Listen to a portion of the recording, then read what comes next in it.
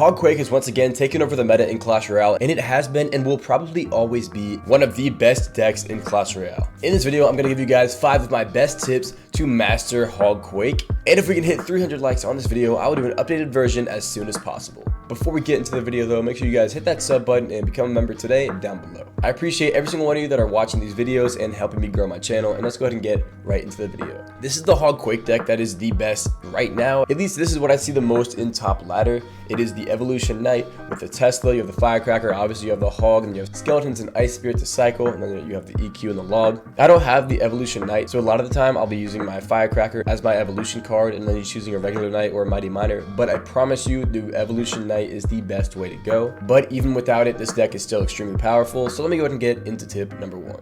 My first tip is to make sure you're always trying to get value with your Firecracker. Your Firecracker can do an extreme amount of damage, and it is very unexpected because the Firecracker is never the main thing to be worried about when you're trying to defend a Hog Rider, but it always seems to be able to get chip damage if used correctly. So for example, if a lot of the time your opponent is going to defend your Hog Rider with a P.E.K.K.A. or a mini P.E.K.K.A., then when you place your Hog Rider, maybe place a Firecracker behind, and it can get a hit or two off on the P.E.K.K.A. and getting those burst shots off onto the tower, giving you a few hundred damage each push for free. And a lot of the time, I'm getting more damage with my Firecracker than my Hog Rider with this deck. Tip number 2 is going to be to make sure you place your Tesla in the top middle against Hog Rider. As you can see right here, I place it in the top middle. This will avoid any Earthquake value, so your opponent cannot Earthquake your tower and your Tesla at the same time, and this is why Tesla is so powerful. If your opponent doesn't have Earthquake, then it's not always needed to go with the Tesla there, but especially when your opponent is using a HOG QUAKE deck, your Tesla needs to be placed in the top middle. But this way, you're going to make sure that your opponent is getting no value with their Earthquake all game, and it just makes it way easier for you. Tip number 3 is to make sure you're putting your Ice Spirit in front of your Hog Rider. A lot of players like to put the Ice Spirit behind the Hog Rider, which really doesn't make sense because the Ice Spirit actually doesn't die to the tower. So if you place your Ice Spirit in front,